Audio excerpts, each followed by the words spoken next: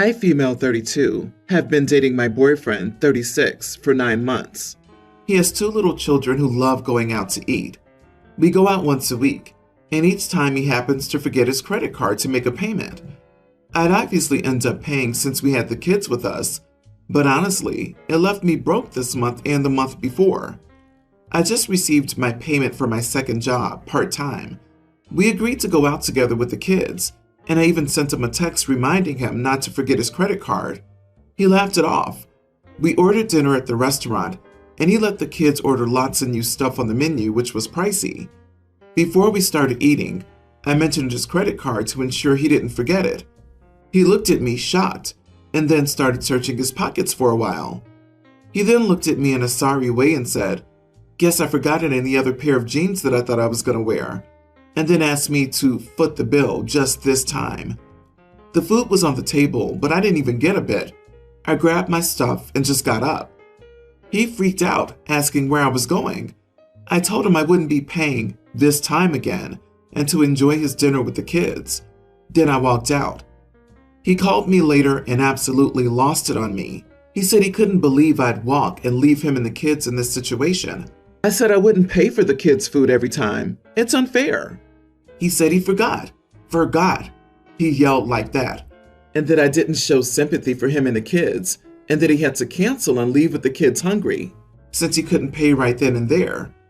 We got into an argument, and he's been mad at me since then, saying things like how he needs to look at how I'm treating the kids specifically, and how I was willing to let them go hungry with my selfishness. Am I the idiot?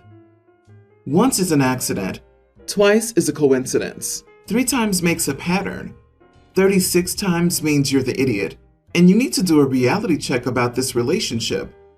I mean, I have a friend who loses his debit card constantly, but he just Venmos his share or does grab the bill next time. Right? If he had his phone to call OP, she could have asked him to transfer the money then, or paid OP back after each earlier time. If someone was truly forgetful but always paid me back within a couple of days, I wouldn't worry about it too much. OP, he's been manipulating you weekly for 9 months to pay for dinner for him and his kids. Why do you even agree to do weekly nights out if you can't afford them, and he's never offered to pay? Are you serious? You know he didn't forget. He knows he didn't forget. And everyone listening to this knows he didn't forget. Fool you once, shame on them. Fool you multiple times, then you're the fool who keeps falling for the same trick. Why are you with this guy? Holy smokes. Interestingly, he says you made the kids go hungry. If he genuinely forgot his credit card, wouldn't the simple solution be for him to go home, get the card, and return to the restaurant? That you're not paying means the kids go hungry is proof that he had no intention of paying. It's proof he didn't forget. You were always his credit card. He's also a crap parent for not budgeting to feed his kids. I'd be tempted to just ghost him and after a couple of weeks finally tell him, "Sorry, I forgot to tell you it's over." But I'm petty and spiteful. All of this after only 9 months, and you've already spent the last 2 months broke because of it? So basically, he started financially abusing you after 7 months. Sweetie, you need to dump this loser. He will bleed you dry for the rest of your life and belittle you. Run like you're trying to qualify for the Olympics. Some background. My parents got divorced when I was 12 years old. My mom moved on quickly and married her husband Frank within 1 year. Frank has a daughter, Alicia, who's 2 years younger. They moved in together shortly after, so I lived half with them and half with my dad. Towards the end of high school, despite the custody technically being 50-50, I stayed with my dad most of the time. I also have 2 older biological siblings, so I didn't spend as much time with Alicia. Alicia and I were always cool but never incredibly close. Nothing against her, I wasn't looking for a new sibling, and as you can imagine, I had my hesitations about Frank. Anyways, Alicia got engaged recently and is planning a wedding for this June on what just so happens to be my 30th birthday. Having a mid-June birthday, this doesn't offend or shock me. It's always wedding season, so I've spent several birthday weekends at weddings. It just is what it is. So when my mom called me to tell me, she knew the timing wasn't ideal but made a joke, At least you'll have a free party on your birthday. I told her that I had a Euro trip planned with my girlfriend that week. We've been planning it for quite some time before Alicia got engaged.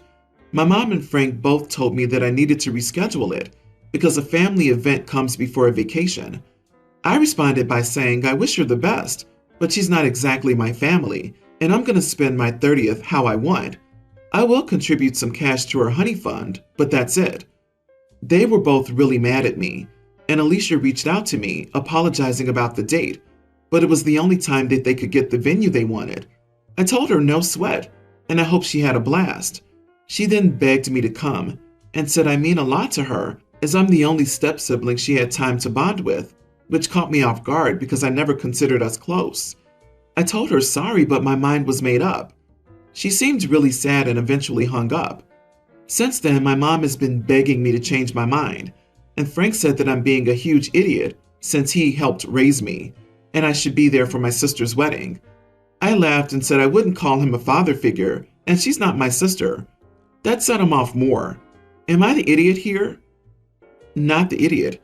If you were that close, she would have known you were planning a big birthday trip. Considering that you're not a part of the wedding party, you have zero obligation to attend, no matter how much they beg. You've already made plans and laid out money you likely can't get back. You shouldn't have any reservations about having fun on your birthday, and you can always send a nice gift. I don't understand how people expect others to have sibling feelings toward their parents' SO's children. In some cases, they may feel family affection towards the step-parent and their children, and in many other cases, the relationship is more of roommates. However, a parent's marriage to a person with children doesn't obligate the children to have affection for each other. You have to love the family first crowd that puts no thought into what you, their family, might be planning for themselves. And no, a party does not trump your vacation plans. Your mom is showing how she favors one kid over another. Who the heck says, at least you'll get a free party to their kid? How's it a free party for you when it's someone else's party? Go on your trip, enjoy your birthday, and don't let anyone guilt you into caving. My grandmother recently passed away, and I was the sole benefactor of her will. She wasn't a rich woman, but she was comfortable enough, and she left me her house, car, and savings. My father is her only child, but he'd made it clear early on, when the will was being written up, that he didn't want anything from her will, and to give it to me, which she did. I have an older brother who I haven't seen in 5 years. The family disowned him for the crap he did, which included stealing from various members of the family and other stuff. He and his then girlfriend had a toddler son when I last saw them, but honestly, they had no interest in him being around our family in the first place, and would often use him as a bartering chip against my parents. His girlfriend, who's his ex, apparently now reached out to me on social media the day after the funeral and was all sweet and called me babes, which, ew, we're not friends. To sum it up, she asked when the will was being read so she could come. I asked her why she'd be coming, and she said to find out her son's share of the inheritance. I was beyond shocked at the audacity of this witch, and I told her as much, stating that there was nothing in the will for him, and it had already been read to get the funeral plan she'd set out in it. She was angry at this and demanded to know why he'd not been included in the will, and asked who'd gotten the things in the will. I pointed out how she'd not acted like family, and my brother had been disowned. So really, how could she think he'd be in the will? I also told her I had gotten most of the stuff, which was a mistake on my part, but whatever. She began to demand that I split it with him, stating that the nice house was much too big for a single 21-year-old girl, and how I didn't need it as much as her, as she has a child to take care of, and how I was being selfish and should sign it over to her, or that I should give her a cut of the money for my nephew's future, and that it was my responsibility as his aunt. I told her no and to not contact me again. I heard she's talking on social media about how I've stolen her son's future and food from his mouth and a roof from over his head. I won't lie, it's stressing me, and I'm starting to feel guilty. I don't care about her. She can go curl up in a gutter for all I care, for what she's put my parents through years ago. But I do feel guilty for my nephew. He's only a kid, and none of this is his fault. but I have doubts on if anything I give her for him would really trickle down to him. So, am I the idiot? Good God, the sense of entitlement in that one. You don't need a house because of your age, and you don't have the kids. She needs to kick rocks. You are not the idiot. You need to ignore all text. Don't answer anything, even if they accuse you of doing horrible things. Block from Facebook, and maybe even take a hiatus from it. If they aren't in the will, there's nothing else. If they find out when the will is read, they'll do whatever they can to delay or cause problems. Get cameras and a security system on that house, if there isn't one already. Tell her that she's right. She does have a child to take care of. The operative word here is she. You don't have a child to care for, and her child is not your responsibility. However, if you want to do something nice for him, you could set up a trust in his name that only he'll have access to when he's 18. But it's up to you. Unfortunately, sometimes the sins of the father do affect the son. Sort of, but if OP's grandmother had wanted to do that, then she could have set that up for them in her will, but she didn't. Someone's will is exactly that. Their will, their wishes and choices, just written down for when they're not around to express them in person. And the obvious thing to do with someone's choices is to respect them. So there's an interesting question here about who should inherit, but OP's grandmother already answered it. My 37 female, sister Missy, teen, is actually my older sister's sister. My older sister and I share the same mother, and I'm the product of an affair. My stepdad raised me and maintained a relationship after he divorced my mother. My stepfather passed away almost a year ago. I was supporting his household. Missy's mother hates me and always says, "You're not my child's sister." I supported the household, including her older son, 24. When my stepfather passed, I tried to maintain contact and help as much as I could, but after the funeral, they cut ties with me. I would try to call Missy, and it would go to voicemail. I maintained the contract on the phone and paid for the service. I did notice if the phone was still being used, but I just figured her mother didn't want her talking to me. Missy reached out this week, asking if I would help them move, because the mother's boyfriend is, quote, acting crazy. I offered her a place to stay, and she stated, "We just need the money to move or one of your rentals. My mom hates you." I asked her if this was why she didn't reach out until now, and she said, "My text and calling don't always work." I said my offer to stay with me was on the table, but I could not give more money. Missy's mother called me saying I'm trying to steal her daughter, and I should want to help them. I offered her a job managing my rentals, but she said she would never work for me. I answered the call and went for a run. I came back to floods of calls and texts from my family, asking why I was refusing to help my sister, saying, "You won't allow your gay sister in your home?" Saying that I'm an idiot and want to see them homeless. I didn't know my sister was gay, nor would I have cared. I sent my sister a message saying, "I cannot help you or your mother.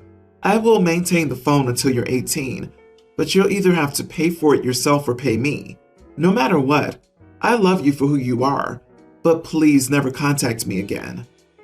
My older sister said that I'm being an idiot because I'm bitter Missy won't come live with me. The reality is, I actually never wanted her to live with me. I just really don't want to support her mother, brother, or anyone else. Am I the idiot? Edit. Missy's mother has hated me since I was a teen. I wasn't welcome at the wedding because she felt that I'd set a bad example for the future. I'm assuming that this was related to my mother's affair. She's called me every name under the sun, and I let it go until I was about 24.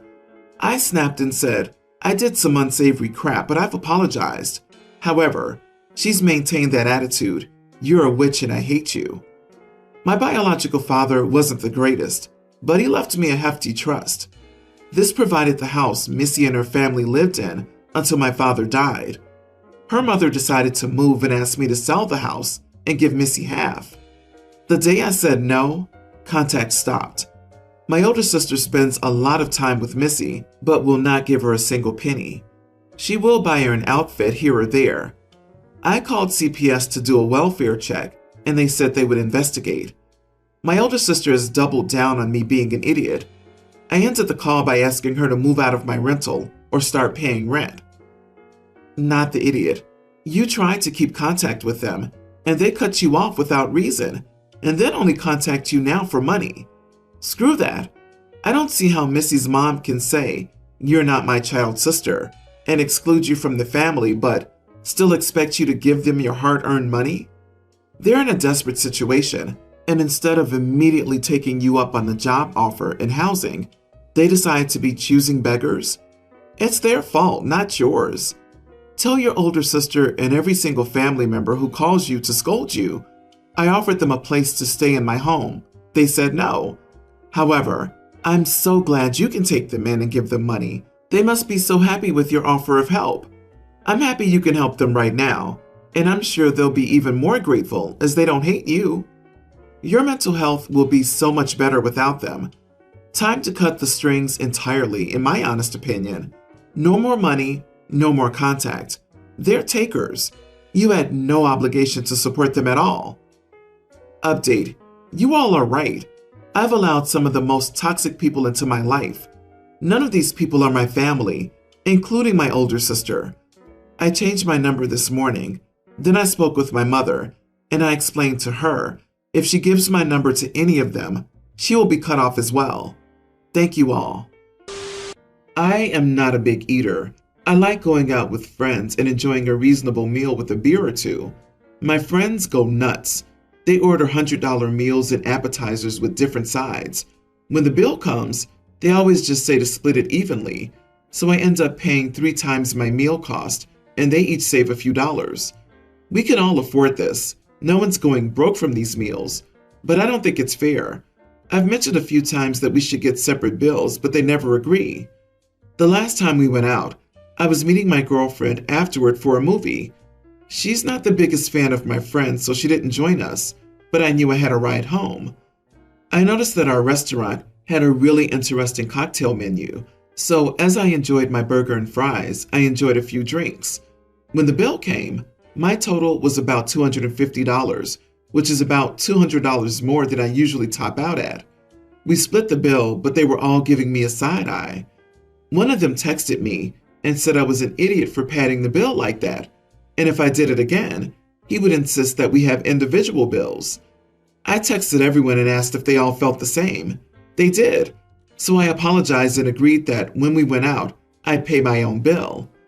My girlfriend thinks I'm right in proving my point, but I'm still feeling resentment from my friends. That's so funny. If you do that again, we'll do what you asked before and get separate bills? Not the idiot, and well played. It was fine until you turned the tables. They knew what they were doing, and for the life of me, I don't know why you would be friends with people like that. Yeah, OP needs to lose these friends. They took advantage of you, didn't listen when you made the point of paying your own bills, and now they're forcing you to stop, or they'll separate the bills individually. Sounds like they were using you to get cheaper meals. Sounds like the girlfriend is a pretty good judge of character. OP's cheekiness is deliciously well played. I loathe bill-splitting shenanigans with folks who knowingly order extravagant meals or pricey drinks while expecting others to help foot the cost. Honestly, I wouldn't be friends with these users.